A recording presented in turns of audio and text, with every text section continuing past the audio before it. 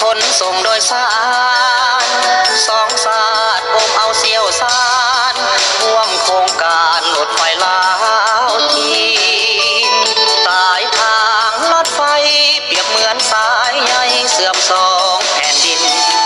นักท่องเที่ยวที่เป็นสาวจีนอยากมาเที่ยวลินนครหลวงเวียงจันทร์รถแล่นทันใจผ่านหมู่ไม้ภูผาป่าดงบางบ่อนแล่นเข้าอุโมงค์ลัดสื่อตรงหลอดผู้สูงสันภาคลัดอดทนได้สู้สนอุปสรรคหลายอันก่อนจะได้รถไฟในฝันต้องสู้ฝ่าฟันนานมาหลา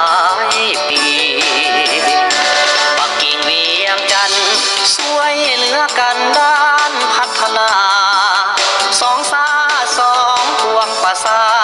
รอคอยมาจนถึงวันนี้รถไฟโดยสารของคอยนานถึง100 กว่าปี